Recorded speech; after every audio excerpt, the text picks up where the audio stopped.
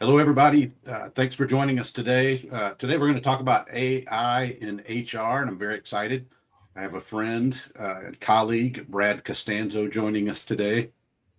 Brad is a serial entrepreneur, an AI and innovation expert, and I've seen this many times myself. He's a business growth advisor with lots of great ideas and an international keynote speaker.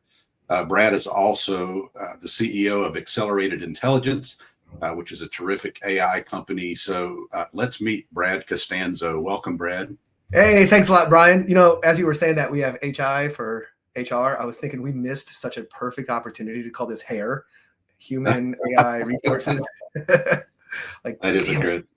That is a good one. Opportunity. I was walking down a boardwalk with Brad a while back, and he coined the phrase superhuman resources. That's right. And I thought that was brilliant, and so couldn't wait to have Brad on this webinar today. So Brad, if you don't mind, let's just jump in.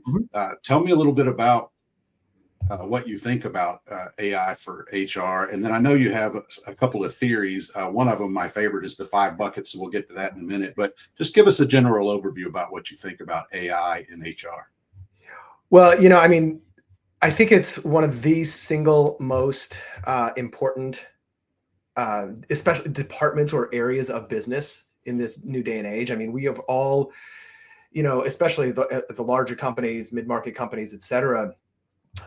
AI is here to do two things, right? It's either going to replace people or augment them. And ideally, and I think all of us are team human, and we should be, but we want to augment our human resources. And it is one of those things that's causing a lot of fear and uncertainty in the marketplace. And so I believe it's HR's imperative to kind of be the leaders, the shepherds of this. Like I like to think of it as, you know, we've all got these superhuman resources, right? Like we're all now superhuman powers compared to what we had. Kind of like, you know, like we're all Batman now. We've got tools that we can augment ourselves with.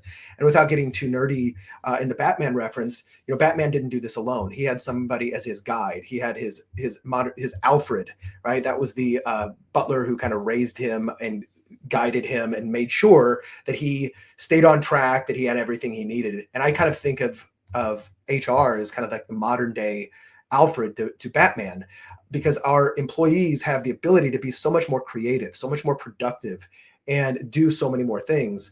And I think it's HR's role to shepherd them in to this new area. And that could be with training and resources and support, and maybe even oftentimes, you know, like psychological reassurance. Listen, we're not here to replace you. We want to augment you. We want to make you better and faster and stronger.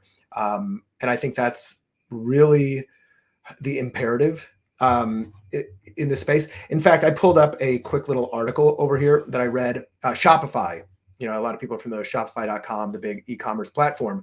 The CEO just this year sent out a memo to employees, and I'll just read a couple pieces. But he says, given all the tools, or actually it says, you know, having AI alongside the journey is increasingly not just the consultation, but also doing the work for us is a mind-blowing step function change here. And AI is now a basic expectation. Like understanding AI is now a basic expectation of all employees. And it's the kind of environment that our top performers want as well, learning together, surrounded by people who are on their own journey. But this is a constant lever that we need to be looking to pull. He also said it's not feasible to opt out of learning this skill and applying it in your craft. But he's telling his department heads, instead of asking for more headcount or resources, teams must demonstrate why they cannot get what they want done using AI. And this can lead to really fun discussions in projects.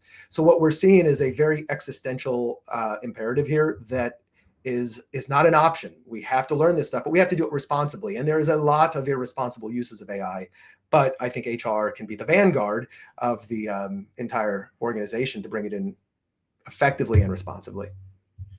Yeah, I think that's true. I know that there was an article just came out a short time ago that said Accenture laid off 11,000 people recently, and one of the reasons they laid them off was they cited their inability to learn AI as one of the reasons they were letting them go. Now, I don't know how true it is that 11,000 people can't learn AI. It's not as difficult as as people make it, but That's the that was beautiful one of the reasons. Yeah, that is one of the reasons that they gave it. Well, listen, I think that sets us up nicely for the rest of this. And what I'd really love to do is jump into your 5 buckets, Yeah. which I'll show on the screen here. And if you don't mind, let's just go through them each real quick so you can tell what each bucket is. Yep. And then we'll jump into each one a little more deeply. Great. Yeah. And so I'll explain exactly how this works, why I call it the 5 buckets, but I'll start off with how to use this. So, I've been working with, helping consult, enable, and implement AI for organizations for like 4 or 5 years now. And prior to that, I was doing a lot of growth consulting and marketing advisory, et cetera. And so these two kind of came in, really handy as I was working with companies who were saying, how can we use AI to grow, et cetera? And one of the exciting parts about AI is there's so many things it can do. But one of the overwhelming parts of AI is there's so many things it can do. You don't know where to start. There's a new app there's 10 new apps every day that you can, run off on, and they're cool and they're exciting, but at the same time, once more overwhelming. I coined the term toolphoria, right? It's like, what do we do? So much, so fast, so cool, but so much. And then after it took me about 1.5 years, 2 years of working with a variety of different companies, small, mid-market, large. And I realized AI only does 5 things. 5 things. Every single thing AI does falls into one of these buckets. It helps you think. It helps you create. It helps you communicate. It helps you analyze, and it helps you automate. And so real quickly on this, like thinking, this is all this stuff like brainstorming, planning, coming up with new ideas. I think of this as it's the stuff that maybe the rest of the world, my clients, my customers may not see, maybe my internal team members do, but we're ideating and brainstorming and researching things that might help us with these other buckets. So the next bucket is the creation bucket. Well, what can AI create? Well, text, images, audios, and videos, right? Or combinations of them. So you can do, you can write books, you can do content, you can write, have it help you write emails, you can do images and social media content, and there's no limit. Videos. This is where I'd say 90% of the market is playing with AI, just thinking and creating. And it's very prevalent in the marketing space. But what else can it do? Well, the communicating bucket is one of my favorites because it is like chatbots and voice agents and interactivity. Chat GPT is it falls in the communication bucket. It allows you to chat with it. A lot of, we'll dive a little bit deeper into this in a minute, but, people are using, or companies are using chatbots now to augment their employee handbooks. So if people want instant answers right now, they just go there. The analysis bucket is really interesting because you can do quantitative analysis, spreadsheets, numbers, documents, et cetera, and find data and stories in the data. But you can also do qualitative analysis, analyzing things for, accuracy. You can analyze things for, how persuasive is this? You can analyze resumes. How good of a fit is this person for the role at hand? And then the automation bucket, to me, kind of ties it all together. Automation is, 2 or more systems or software apps talking together. We all have manual tasks that we do in our day. Like I do this, and then I go here, and then I do this. But a lot of people don't know that there's really smart automation tools that can tie these programs together. You push a button or you have a trigger event, and any number of things can happen to where it just takes it off your plate. I was giving a presentation to a big hotel and resort in Florida, which, Bryan, you were there because we were together. And we were actually, I think it was the HR department that we were talking to, maybe the manager there. And we set up a basic automation for her. And it took like 10 minutes. And she looked at me and said, "You just may have saved me 1 full week of time working on this every month," right? Because I just automated the process. And that means we potentially put 12 weeks back in her per year, back in her day, just by I remember that. Yeah, such an amazing way. So the reason I call these buckets, right? Number one is so it's easy to categorize your tasks. But before you go off and get toolphoria and jump through all the cool new novel things that AI can do, We're all doing these anyway. So weigh the buckets you're currently carrying. Everybody's thinking, creating, communicating, and analyzing something, right? And sometimes automating. But weigh the buckets. What's the heaviest? Which means where are you spending the most time, money, and mind share in? And if it's creating something or communicating with employees or customers or whatever, say, man, if I could, I like to think, wouldn't it be cool if this could just be done for me? Well, so I start to write those down. And when I'm working with clients, I'm like, we audit the buckets. What's the heaviest? And we try to clear the plate. We try to empty those buckets with AI and automation before we ever add new cool things, right? Like let's put room on the plate to add the dessert, right? And that's how I like to think about it. And what this does is it greatly removes the noise and it helps you find the signal in the projects that you could do, because you may not need to AIify and automate everything in your business. You might just find 1 or 2 projects that have an incredible impact. And if you just do those, game changer. And so I use this to kind of reduce the noise and increase the signal in AI projects. Yeah, I want to go with you through each one of these and talk more about how each of these buckets could help AI and HR. But I also want to mention towards the end of this, just as we start to wrap up, we're going to go over something, a tool that you use called the ICE matrix to help prioritize. What an amazing tool. And so we're going to go over that at the very end of this so that everybody, once you give some people some ideas about what they can do with AI, then you're going to help them prioritize AI. Exactly. It's a great little tool. It makes all the difference in the world. And it's so stupidly simple, but unbelievably effective at, once more, getting rid of the overwhelm and knowing exactly what to do now, next, and never. Excellent. So, well, with that in mind, let's jump directly into think. So what kind of ways can HR use AI to think? You know, the examples here are, unbelievably infinite here, but you can brainstorm creative retention and employee engagement initiatives, right? You can research best practices for hybrid or remote workforce management. You could develop hiring campaigns. You could think of cultural initiatives, policy, think through policy drafts through, AI assisted planning. You could design future of work strategies and scenario planning sessions. You could enter in problems that that your employees are facing and ask it to help recommend corrective solutions for you. You can build frameworks for leadership development and performance management, right? So you can brainstorm, ideate, and solve problems.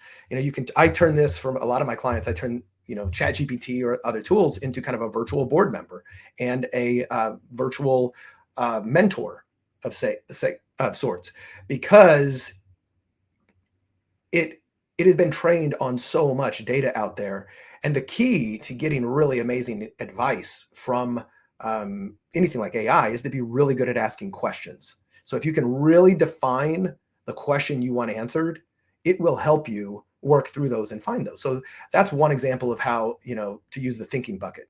But you can use this in your personal life. You can use this, trying to phrase, I really want to ask my boss for a raise. I really want to do this. Like, help me think of ways to do this. Or let's say you've got a problem employee, right? For one reason or another, it's either a department or an employee, and they're really having a problem, but they're valuable and you don't want to lose them.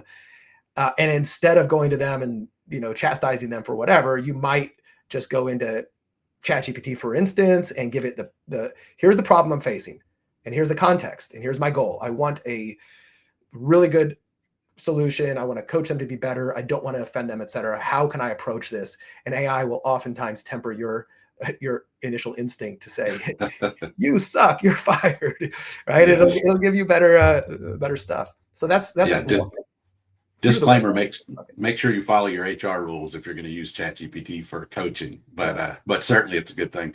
My favorite thing in the think bucket, and I do this all the time for myself and for my clients, is dot connecting. So one of the best things that places like ChatGPT or other AI tools do for you is help you connect dots that would not normally be connected. So I can give it a bunch of disparate problems and say, here's all these problems that I'm facing. Are they related in any way? And is there any way I can solve a bunch of them at once by connecting the dots? And AI is great at doing that. That's a killer one. I love that. So let's move on to the create bucket. All right. What are some of the things that we can do in HR with create? Oh man. Well, I mentioned emails, right? So let's say you brainstorm the email, you can now write the emails, and oftentimes AI through automation can even do these for you. But you can generate content, job description, onboarding guides, SOP, policy handbooks. You can create training modules, e-learning scripts. You can do multimedia content. If you have internal training and videos, helping people like orientation videos, it can create all of this. Once more, images, videos, audio, text, combinations thereof. You can create entire presentations using an AI avatar, for instance, that most people, and increasingly so, are not able to tell the difference between a real person or not. And in internal training things, I think this is a great place to do it. I'm not a huge fan of using AI avatars for customer facing, like it's like you're trying to fool people. But in creating internal training materials, et cetera, I don't think people would care at all. You can create internal newsletters, external newsletters. You can recognition messages. You can write policy drafts. You can do any number of things, right? This is one of the easiest things for people to understand is, what can I create? If you understand images, text, audios, videos, and combinations thereof, the sky is really the limit. And I don't know if Yeah, I you don't have want to to get. add on to that. Well, I just don't want to get too far ahead of us, but like one of the things that I was thinking of while you were talking was we have the create, the analyze, and the automate buckets. And again, I don't want to get too far ahead, but it would be very simple to use AI to analyze when people started, like how many years they've been in the company, and then automate a communication that sends them a congratulations email. Congratulations on your third year. That's something you can automate. Now, is that more impersonal? Sure, but at least this way you get to say on someone's anniversary date, "Hey, we're glad you're here. Absolutely. Thanks for spending all this time with us." And that's one simple way that you can use multiple buckets at once. And on those lines, because I love doing cheesy, corny, fun little things and uses. So there are tools. Like if anybody wants to play with this, it's so much fun. Suno.com. And I believe you can get a free account. And it creates songs and lyrics and musical styles. And Bryan, I mean, you've used Suno and seen it, Okay. right? It's Yes. you will have so much fun. You may not get any work done. But for instance, imagine you can go there and it's Brian, like let's say Bryan works for me and it's his 10-year anniversary or whatever at the Accelerated Intelligence. And I create a little, I say a little something nice about Bryan. So Bryan Howard, what his position is, how long he's been with us, and what I like the most about him. And that's, you can literally just dump in something like that and say, create a country song or a rock and roll song or like of appreciation for Bryan. You drop it in there and it creates the audio. And I mean, in a minute, the audio, the lyrics, everything. And then you can send it to him. You can download it. You can send it. You can share it. And then Bryan gets a cool little AI generated tune about his, about how much he appreciates. Now he will likely know it's AI, or eventually everybody will. You think he'll care? The fact that somebody took a moment to do that is better than not taking a moment or just sending, "Hey, congratulations on your anniversary."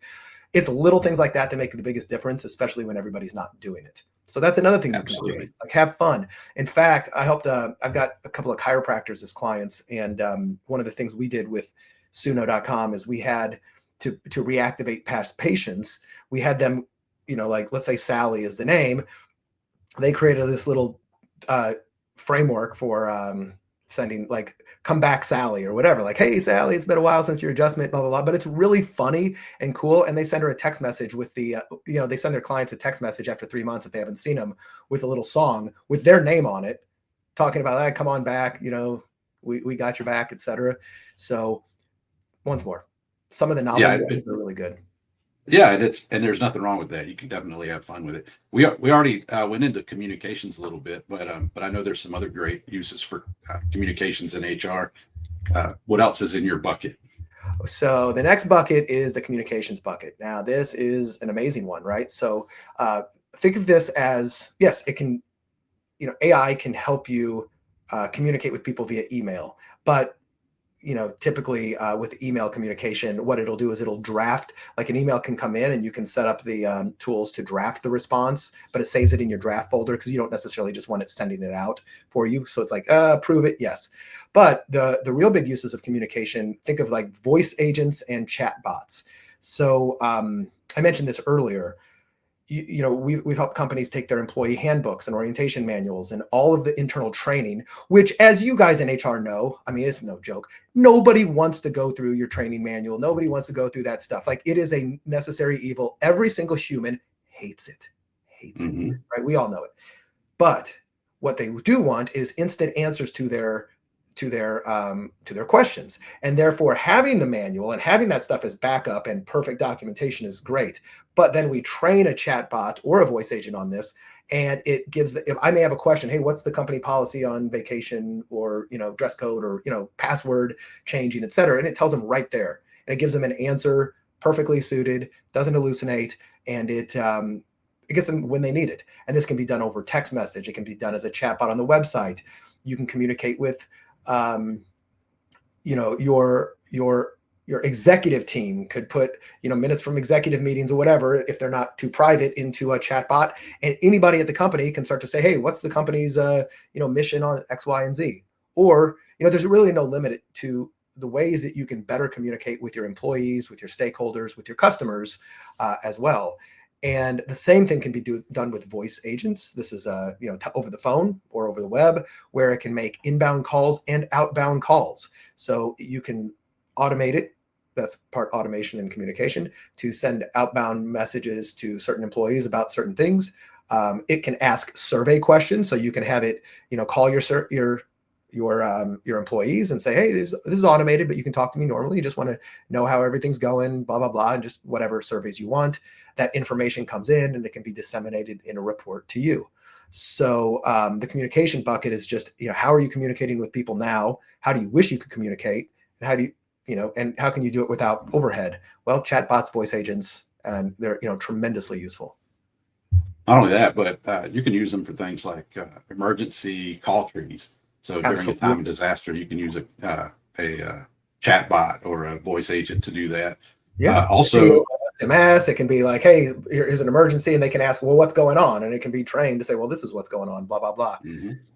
And one of the unique things I've seen done with it from a communications point of view is to create real-time FAQs. So as questions come in, the chatbot is actually creating FAQs in the background. So then you can just read the FAQs, and instead of a person having to go in and create them, which would normally be what happens, yep. The AI is creating it itself. Precisely. So one of my favorites, this already, is Analyze. So let's talk about Analyze in HR. Analyze is the unsung hero, right? Analysis is typically one of the more, boring aspects of life, right? Analyze this. Who really wants to analyze? We want to create. But making data-driven decisions is really key to making good decisions. And I always say that, the analysis can be done in one of two ways: quantitative and qualitative, right? So let's think through quantitative. That's what most of us think with analysis, like numbers and data and Excel files and CSV files, et cetera. So you could take, I'll give you a quick non-HR example. So one of my clients is a national mobile phone carrier, and they compete. They're not like T-Mobile, Verizon, et cetera, but they compete with them on a smaller scale. And, anytime you've got something like that, one of the biggest issues you want to make sure you cover is retention, right? A customer saved is a customer earned. And so what we helped them do is we took all of their customer cancellations through, I think it was the past 6 months, and it was, thousands. And we took the CSV file, and it just had the information on the customer, like who they were, when they started, what plan they were on. And, there were a lot of data points, and we uploaded it to an AI tool designed to do this. And we created predictive analytics for in what situations might a customer decide to turn over, like after what we found the trends in the data, at what time period, for what plan, at this, that, and the other, how many times they've, called support, right? Obviously, the more they call support, probably a higher correlation, they're having issues, they may leave. And we were able to reduce turnover by 20%. It just took 60 days analysis, and they input some stuff and reduce it by 20%, save them probably millions. And they're still working on that.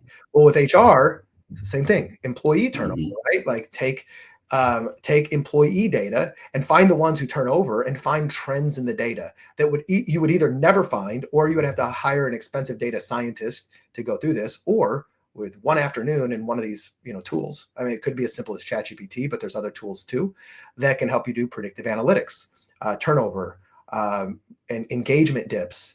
You can analyze skill gaps and development opportunities. You can have people fill out surveys and forms, like deep surveys about stuff, and have it analyze that and look for better decision-making trends. You can analyze resume fit for job descriptions. So, if you've got a job description out there, and especially the higher end job, the more, important the criteria is, instead of sifting through resumes one at a time, you can set your criteria, upload that, and then upload all of the resumes, 50, 100 at a time, and have it do the first pass and say, look, I've done the first grading. I prioritize them based on your criteria. Now, that doesn't mean the AI makes the hiring decisions, but it just makes it easier. It's like having your assistant go through and say, here, find me the top ones. Well, it does it. And then you can take a look at that. And it can analyze, you can also, a lot of companies will do personality profiles, et cetera. So you can have them do a personality profile and then analyze that against their resume, against the job description, et cetera. And, there's already tools out there that do some of this, but AI makes it infinitely more powerful. Absolutely. And one of the funny things about, well, not funny really, but one of the things about AI and recruiting is that people always say, well, I have this AI tool doing keyword research and it's picking out too many good people, or AI is inherently biased depending on who it's trained by. I mean, there's all kinds of lawsuits going around right now for AI. Yeah. But in this case, I go back to your Alfred analogy, right? It's not really, AI is not meant to be the superhero. It's meant to be the Alfred behind the human who's making the decisions. So again, AI is just a tool in this case to help make us better, faster, more efficient at still getting the best outcome possible, which would be the best hire out of the stack of resumes. Yeah. I'll just make one correction. The way I see that, that metaphor is like, I see like unless you said this and I misunderstood it, but like HR is Alfred.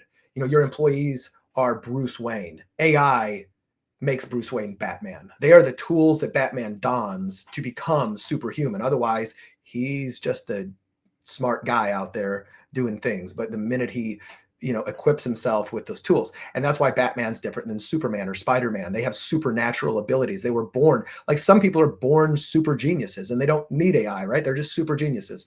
But now we all have the ability to be a superhero, just like Batman wasn't born with special powers, but through innovation, technology, he's able to be one of the top superheroes, but he has a guide. And that I see that as the role.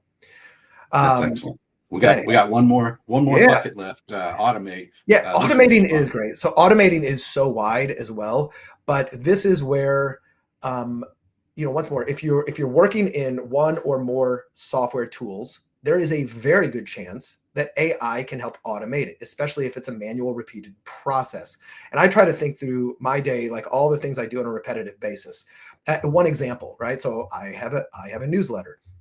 So I may, I will use AI to, without this, I have to think of the topic I want to do, and then I have to, outline it. Then I have to write research, and then I have to write it, and then I have to load it into my newsletter system, and then I have to publish it.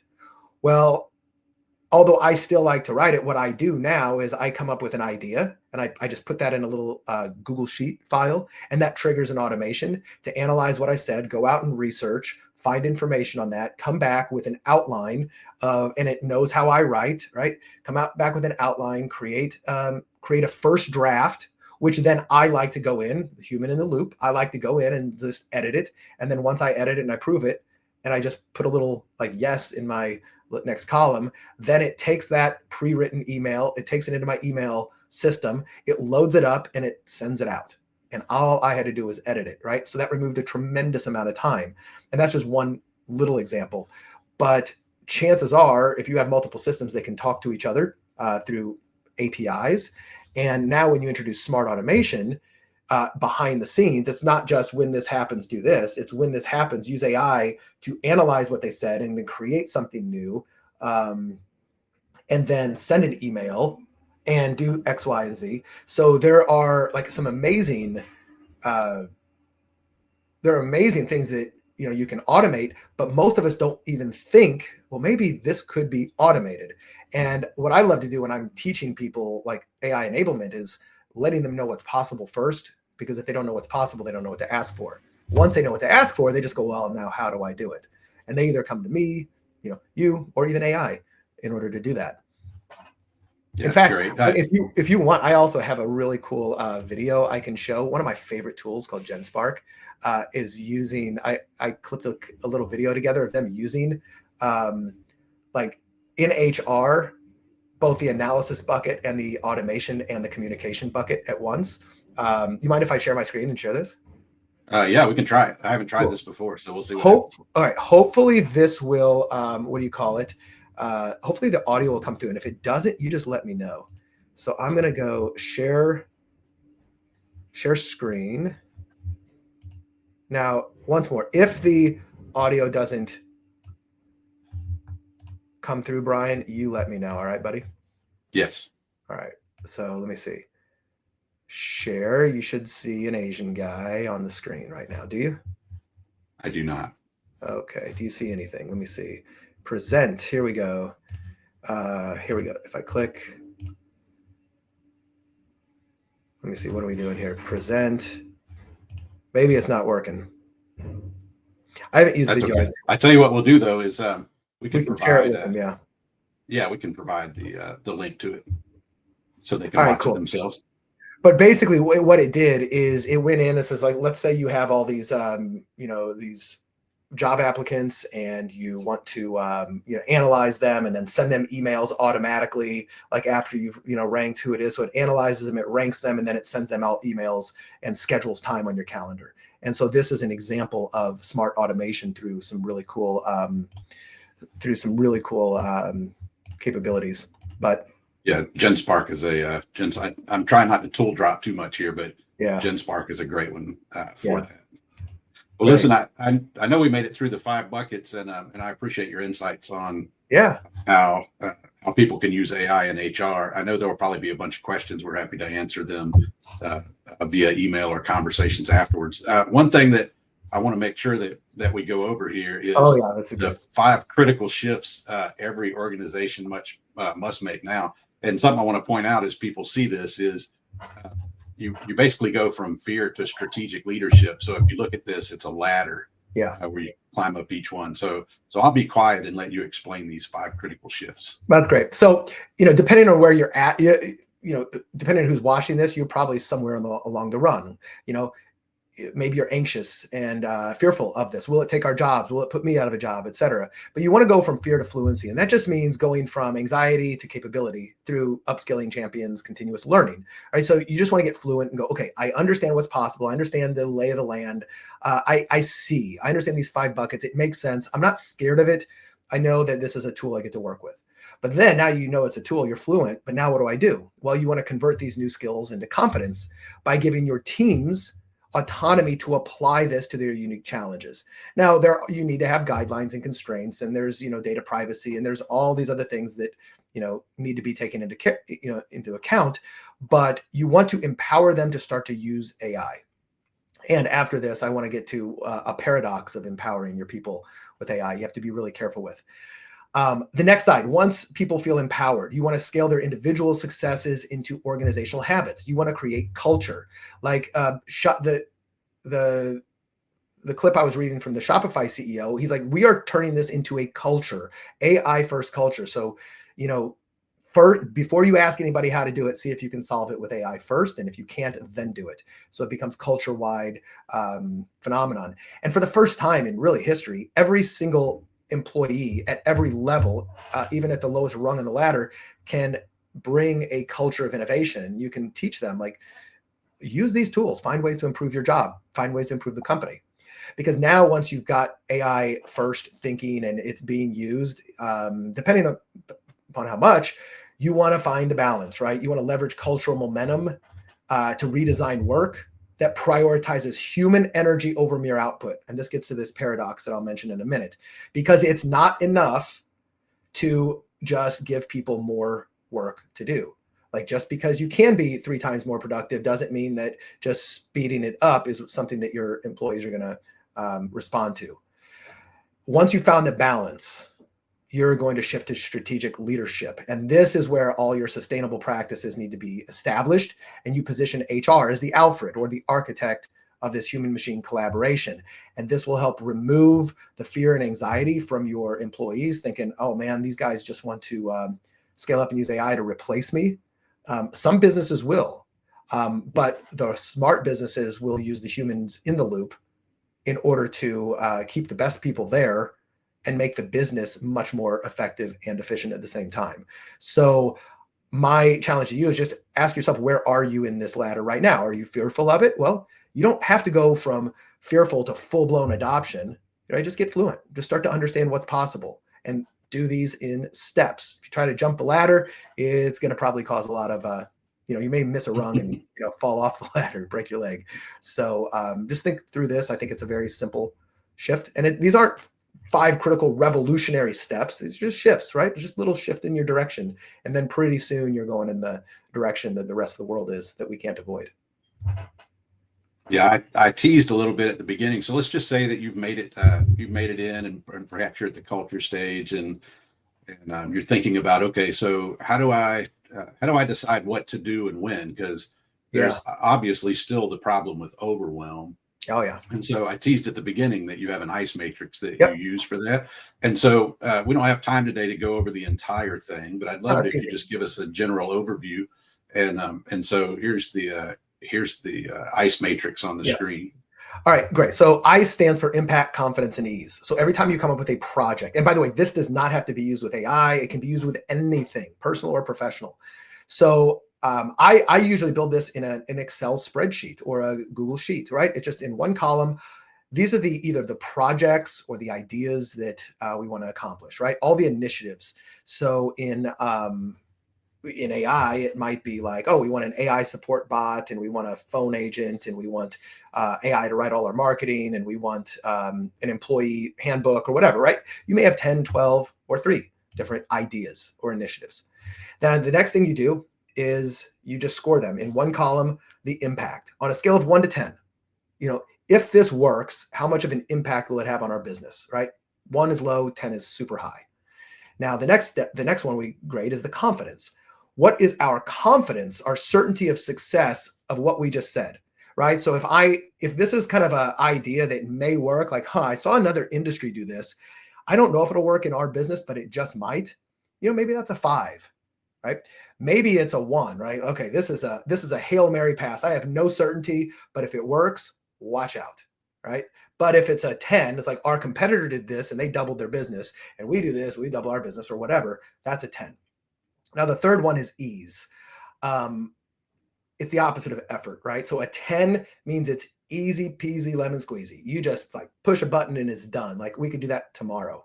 A 1 might involve an entire new initiative, fundraising, a new department, or something really, really hard to do, right? So something like, creating not a customer support bot, but a employee handbook GPT. That would be very easy to do. I'd put that on the 9 scale. The impact, you'd have to decide. Confidence, 10. And then what you have is you have a list of ideas, projects, initiatives, and then you scored each one of them by how much impact they would have, how certain am I in that success, and then how easy would it be. And then I just multiply them times each other. It would be like 10 times 5 times 5. That would be like, I don't know, 2,500 or whatever it is. 10 times 5 is 50, 50 times 5, 250. There's my score, right? Just multiply them and then sort by the score. It's that simple. So you take ideas, score them by impact, confidence, and ease, multiply them together, and then sort it by the score. And now you know what to do first, because the highest score means that you have already said that this will have a high impact with a high degree of confidence and a high degree of ease. Right? And then you can very simply just prioritize all your products. This is what I do now. This is what I do next. And then maybe your idea has a very low score, low impact, low confidence, and really hard. Maybe you don't do it. But it's very simple. And yeah, I've got a template. It's a Google sheet. And then Bryan, I think I've given it to you. More than happy to share it with anybody if they want to use it. Yeah, absolutely. So as a matter of fact, thanks for sharing that with me. And that's really easy to do. If you want a copy of the ICE matrix, along with some sample scoring and how to use it exactly, you can send me an email at bryan.howard@peoplyst.com. Just use the subject line ICE, and I'll be happy to send that out to you. I'll also include the link that to the GenSpark video that Brad tried to play during this. Sorry, we had the technology failed. That happens sometimes. But what I'd like to do now is just say thank you, Brad, for all of your wisdom today. I knew you'd be a wealth of it, and I appreciate you bringing it. And also thank you to everybody here for attending today. Thank you, Bryan. Any parting words, Brad? I mean, I think the biggest parting word is this is not something to hide from. It's something to embrace because it's here. It's not going away.